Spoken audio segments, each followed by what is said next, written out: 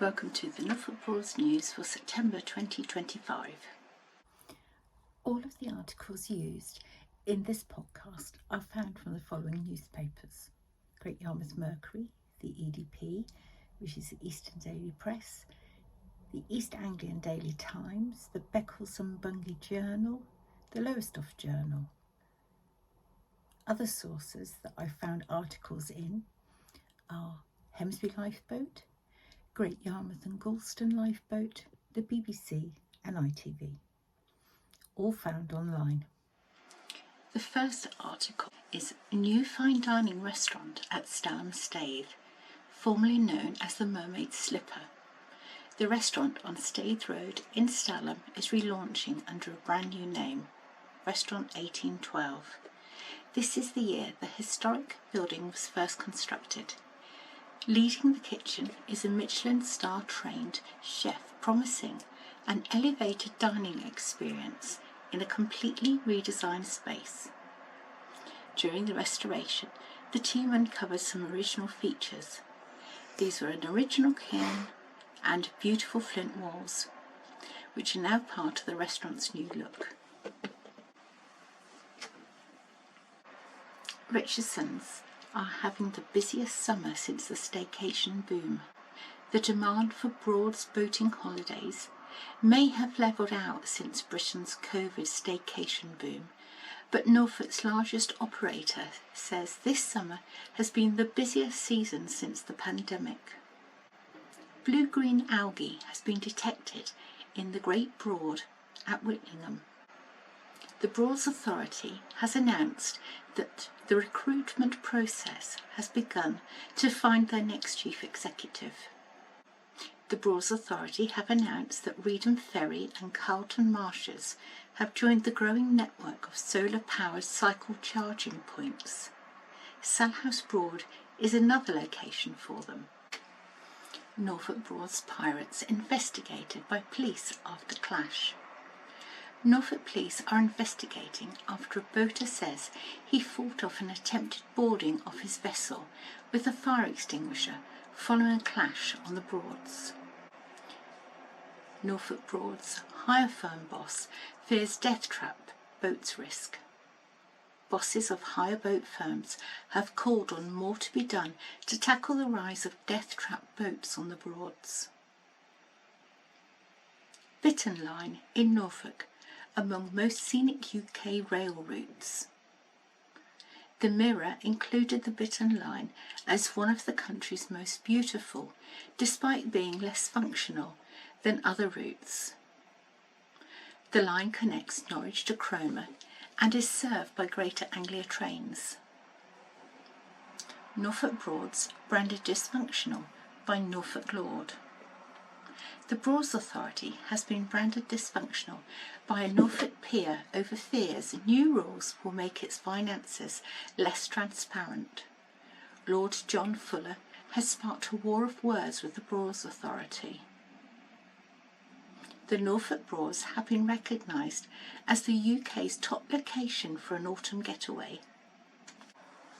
CCTV cameras to be installed at Horsted Mill Beauty Spot. CCTV is being installed at Horsted Mill 1 month after the death of Ezra Tilford Key. Ezra, 23, lost his life after an incident at Horsted Mill on August the 5th when he got into trouble in the river. Horsted and Stanning Hall Parish Council, which owns the mill with the Environment Agency, has now put up safety warnings as well as the support of the cameras. New addition to Reedham Riverside. Reedham Parish Council have added a village sign to the riverfront to greet visitors arriving by boat. This is in addition to the original sign on Mill Road. It's that time of year again for the Heritage Open Days, so I went along to see Hattor at How Hill, who's open each day from 10 to 4 and totally free of charge to go on board and have a look around. Boaters face weed problem at Bargate Broad near Brundall. one of Norfolk's smallest and least known Broads, which is home to a wherry graveyard, could soon be unnavigable because of a growing problem with weeds, boaters have warned. Father's Kayak Challenge on Norfolk Broads for NICU Unit, ICU. A dad has raised £6,000 and counting ahead of a 3-day kayaking fundraiser in a charity effort inspired by his newborn son's fight for life.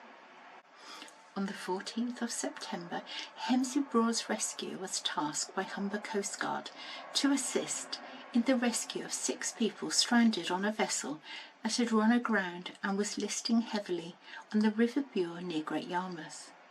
The situation was further complicated by the vessel taking on water and the presence of individuals with pre-existing medical conditions. Hickling Broad's weeds sparks a debate about its boating future. That story is totally behind a paywall, so I can only tell you the title. A Broads tradition could soon disappear due to rising water levels.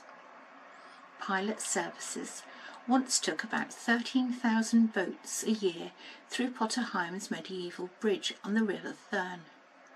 But this year just one vessel was guided through.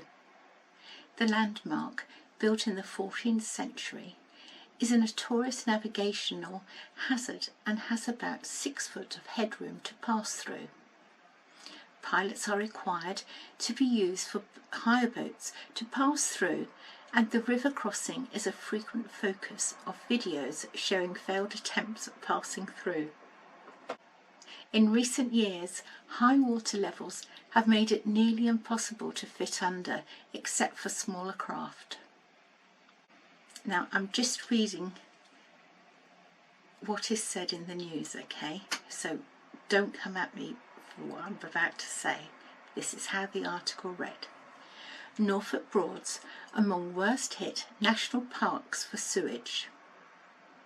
More than 90% of rivers in the Norfolk Broads are in failing health, a new study has found. The Broads Authority have a vacancy for a waterways and recreation officer to help the authority deliver access improvement projects in the Broads.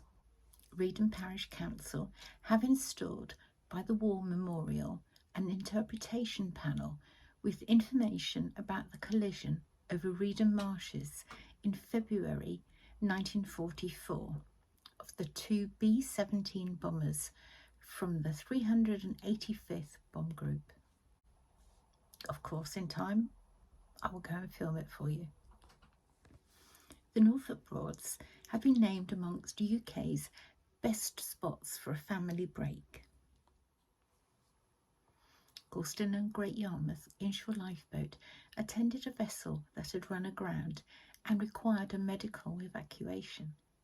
The vessel was located at 3 Mile House on the River Bure.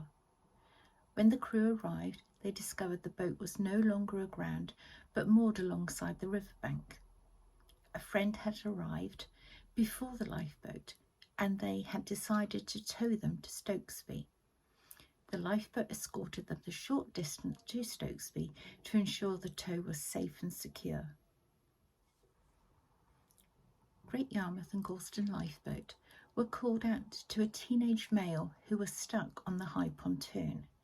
I presume that's the structure for the ships that's near Braden Bridge, but do correct me if I'm wrong. Norfolk Fire and Rescue were already on scene but couldn't cut the lock and didn't want to cut the fence, leaving the pontoon unsafe. Therefore, they contacted the Coast Guard for assistance. A lifeboat crew member climbed the pontoon ladder with an extra life jacket for the male.